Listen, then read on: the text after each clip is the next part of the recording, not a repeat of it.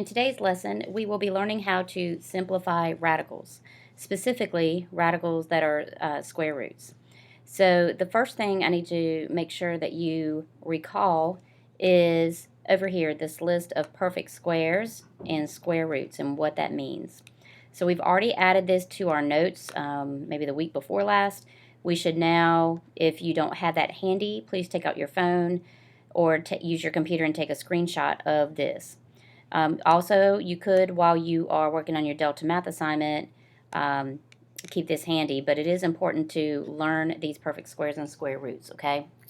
So I'm not going to go back over those, but this video, by the way, will be up here where it says required notes video, and I'm going to be working out half of these 20 problems with you guys. So I need you to do everything that I do on paper, I need you to put in your notes. So then you'll upload those to Canvas. And remember that submitting your notes in Canvas is a grade. So you get a grade for the Delta Math assignment and a grade for submission of your notes. If you are not submitting notes, then you all are getting zeros. So please take note of your grades in PowerSchool. All right, so the first thing you have to do today is to practice squares and square roots. So we're just using the values of 1 through 12. You are to get 20 correct in 5,000 seconds, which is plenty of time. You will not need that much time. But to kind of help you better understand how to do this, you'll go here, you'll click Start, and then go square root of 144. And if you don't remember it, you'll go over here to this chart and go, oh, the square root of 144 is 12. So then you'll choose 12 and move on. 7 squared, again, means 7 times 7, which is 49. And you'll just keep doing that until you get 20 problems correct, okay? Once you get 20, you can exceed 20, but once your score here reaches 20, you'll be good to go, okay? All right, so next we're going to be getting into simplifying radicals. I'm going to show you how to simplify radicals by hand and also how we can use our calculator as a tool. So I'll show you a few, and then you'll be able to use your calculator for the rest. So just as a quick heads up, the problems 1 through 10, notice, are different from 11 through 20. So notice, starting with 11, it says simplifying radicals with negative radicands. And we'll talk about what that means in a second.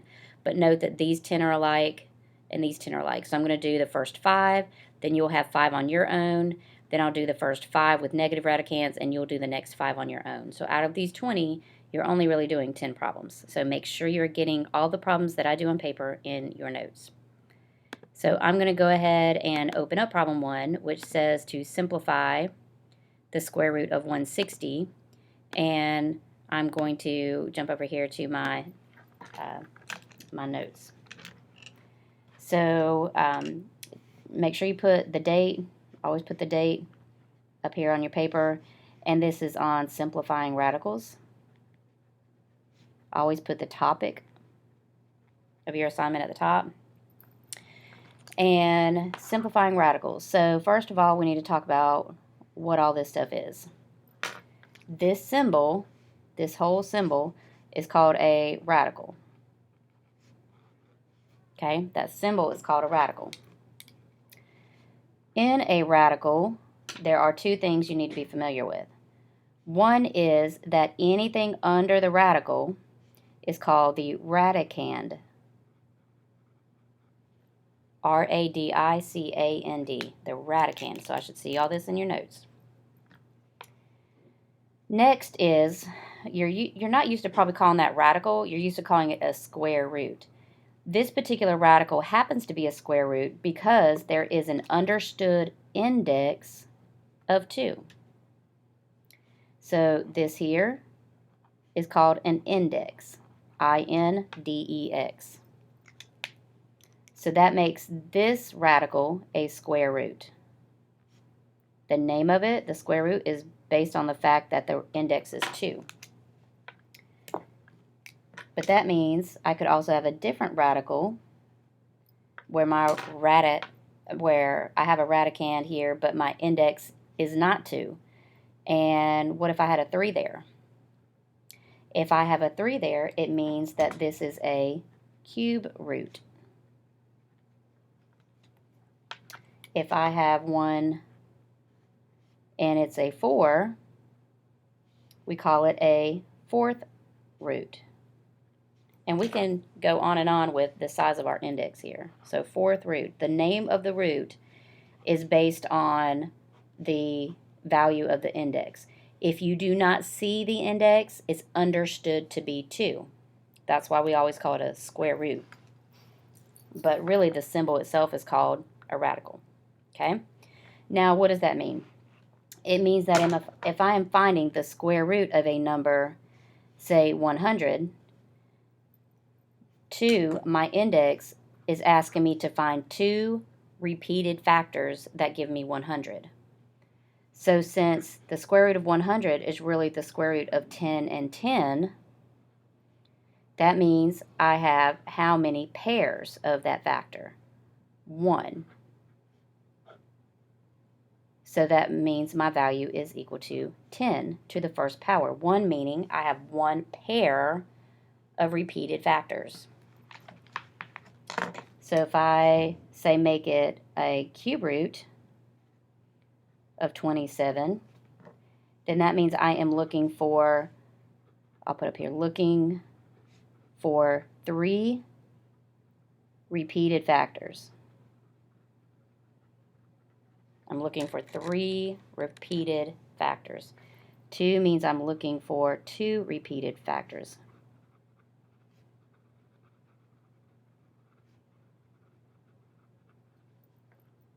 All right, so if I think about what numbers multiply to give me 27, I might go, oh, well, 27 is made up of 9 times 3, and 9 further breaks down to 3 and 3.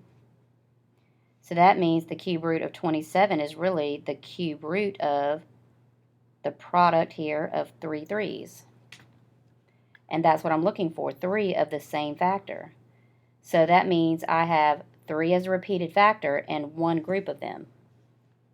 Or in other words, 3. Meaning the cube root of 27 is 3. It's a perfect cube. Just like this is a perfect square.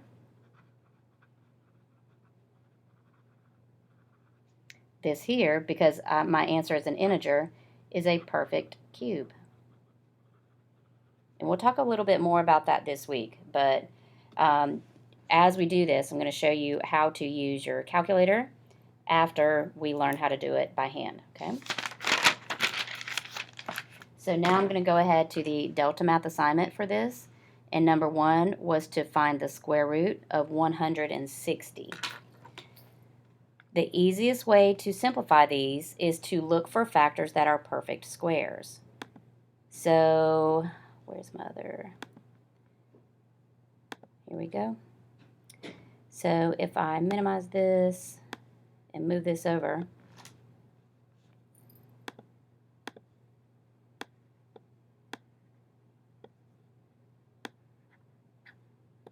then this means I am looking for 2 factors that multiply to give me 160. Hopefully I'll find one that is a perfect square.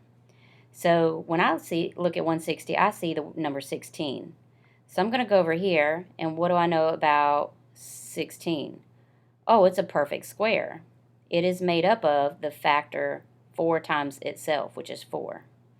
So that means this breaks down into 16 and 10. Now it does break down to other sets of factors, but the reason I use 16 is because when I take the square root of 16, I get 4. Now the square root of 10, I can't take the square root of that. So, and its only factors are 5 and 2, neither of which are perfect squares. So that's just going to leave me with 4 square roots of 10. So we read this as, again, 4 square roots of 10, or sometimes you'll hear it referred to as 4 root 10, where the assumption is that it's a square root, okay? So 4 square roots of 10 or 4 root 10. Again, all I did was look for what are 2 factors that I can find for 160. Remember, factors are numbers that we multiply together to get this, like the factors of 5 are 5 times 1. The factors of 6 are 6 and 1, or 3 and 2. So I want factors, but it really is helpful to find the largest perfect square factor. It'll get me to my answer quicker. So now I want to show you how we can type it in our calculator to find this very answer. So on my calculator, I'm going to look for my Calculate 84 app, which we should all have if we have an Apple phone, or we should have, if we have an Android phone, we should have downloaded the Wabbit Emu app to have our emulator on our calculator. So to do this in your calculator, I'm going to first ask you to go, and we're going to write these steps down. We're going to go to y equals. If there's anything there, clear it out. And we are going to first type in the radicand. Now remember from your vocabulary, the radicand is the stuff under the radical. So I'm going to type in my radicand of 160. Then I'm going to hit divide by x squared. Now, you're probably going to say, well, where's x? Let me focus that a little bit for you. The x key, if you look here at your blue second button, then your green alpha, to the right of that, you've got this button that says x, t, and then it's got the symbol theta, and then n. You see that? I'm going to press that button, and when I do, an x is going to pop up, if I typed it in right. X squared divided by x. Then I want x squared, so I'm going to come down here and see where the green alpha button, then below it is math, the x inverse key, it kind of looks like x minus 1 or x to the negative 1, then x squared. So now I want to hit the squared button, and it should look just like that, 160 divided by x squared. So let's write that down. So in calc, we go to y equals button, type in the radicand. In this case, it's 160. So it looks like y equals 160. And then we divide it by x squared. And remembering that the x key is the button that says x, t, theta, and then n. And then this squared button is on the left side. If I count the y equals, it's the 1, 2, 3, 4, 5, 6th button down. Or why don't we just say it's above the log button? Okay, above log.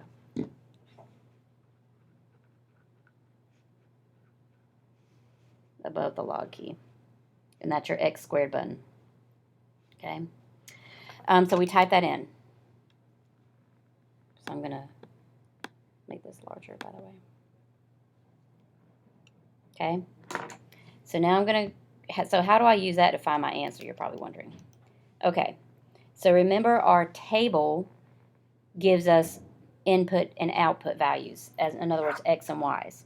So I'm going to hit the blue second button and then the graph button. Why? Because above the word graph, do y'all see where it says table in blue? That's what I want to access.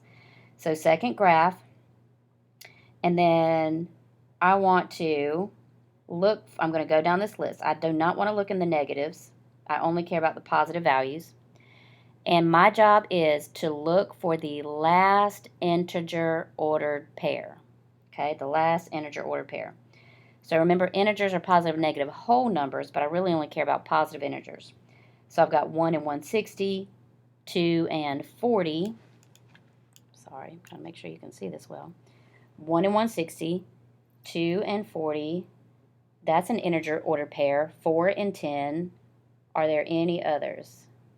2.5 is not an integer.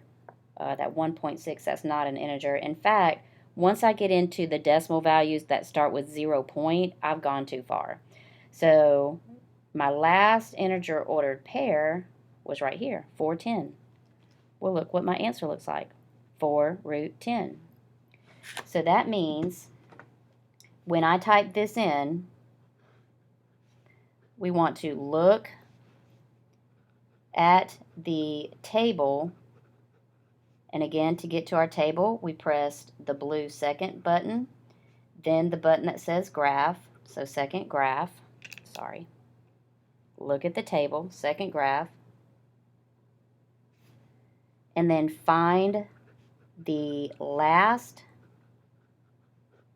integer ordered pair. Find the last integer ordered pair.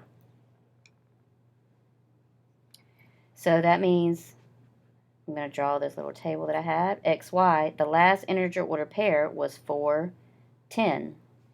When we find this last integer order pair, our simplified radical answer for the square root of 60 would always equal the x then root of the y value in our table. So in other words, it will equal 4 root 10, or 4 square roots of 10. And that's all you have to do, okay?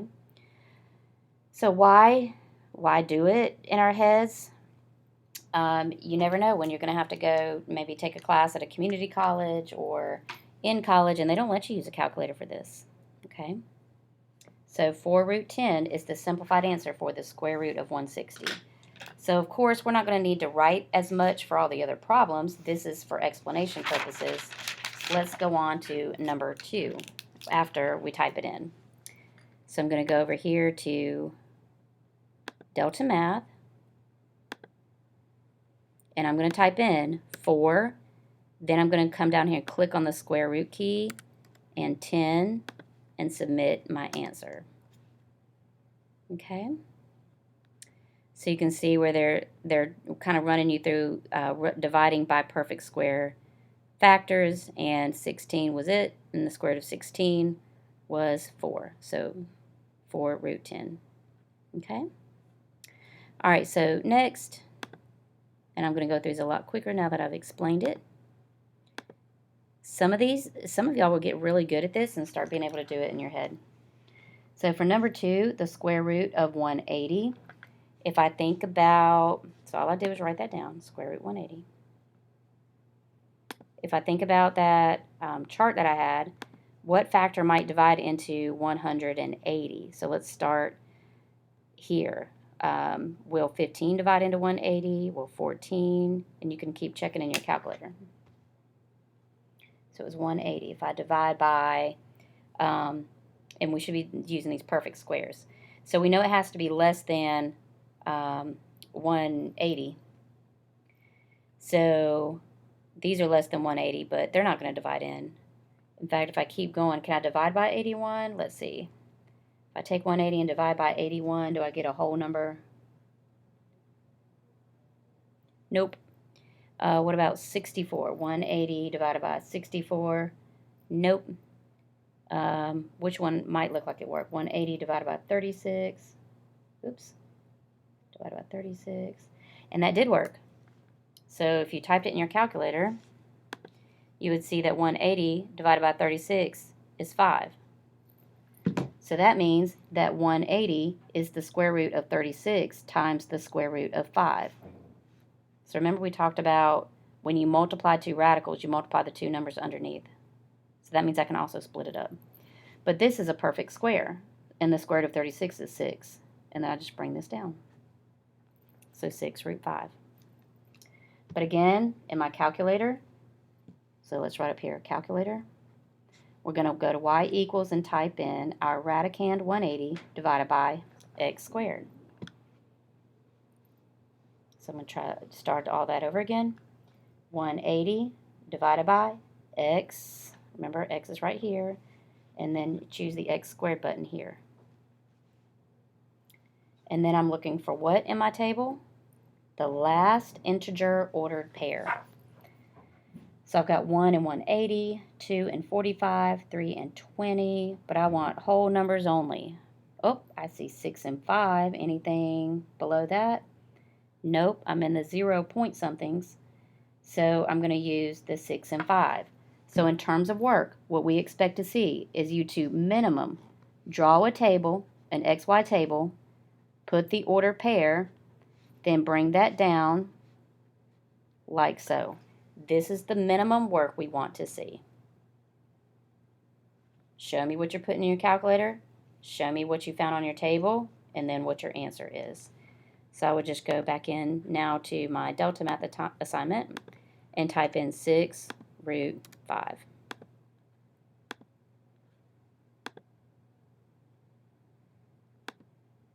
So just a couple more here. For 128,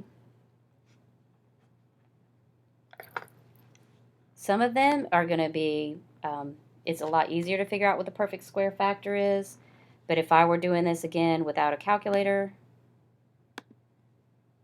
and I'm trying to find factors of 128, which one might be divisible by 128, I might try 64. Would that go in at least twice? 128 divided by 64. Oh, it is. Oops. Can y'all even see that? Probably not. Hold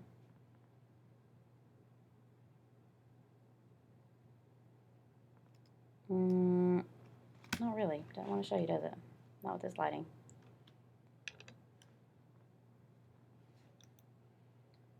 Try it one more time. If it's not showing, just make sure you're doing it in your calculator with me, please.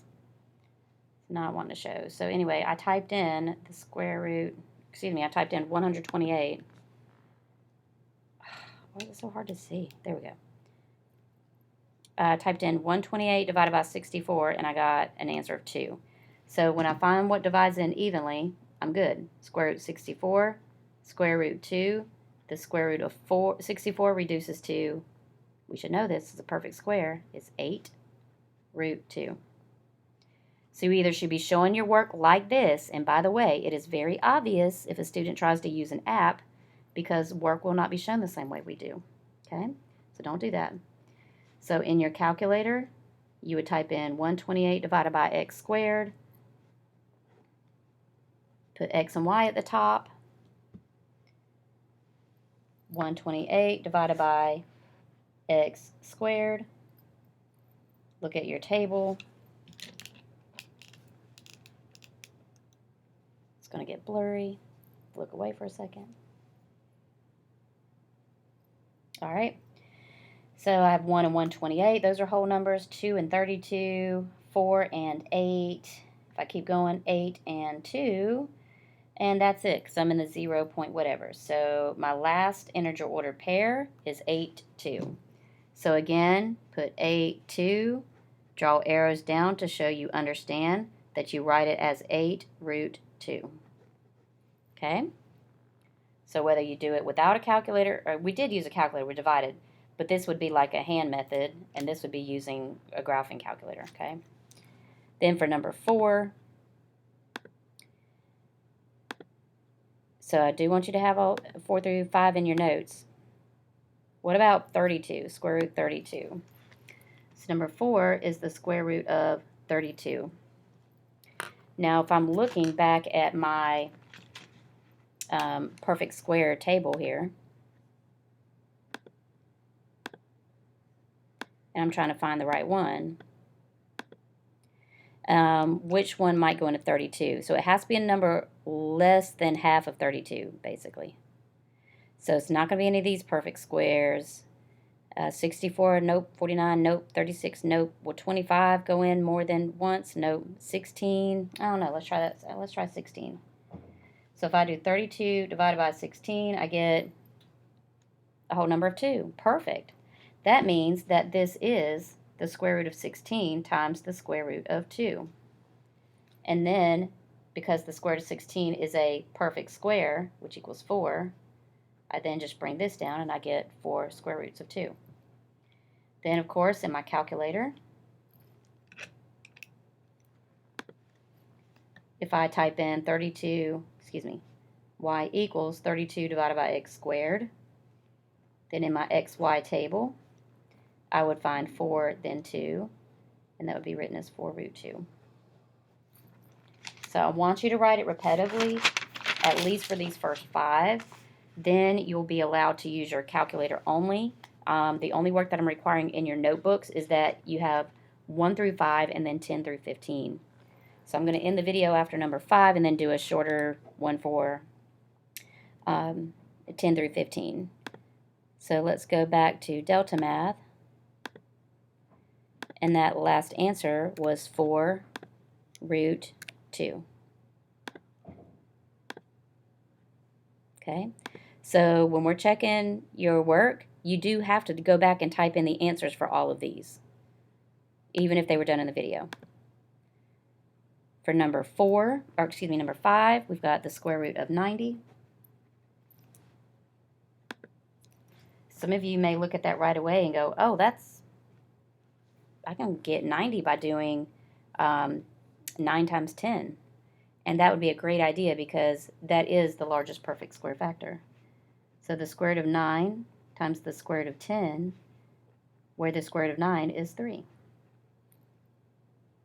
But again, in our calculator, we would type in y equals 90 divided by x squared. Notice we're never typing the square root in our calculator. And then on an xy table, we would find 9 and 10 as the last integer ordered pair. Excuse me, 310, I apologize. And we would write that as 3 root 10. Okay? So this is your by hand method and your calculator method. All right, I'm going to end the video and then do another short one for 10 through 15.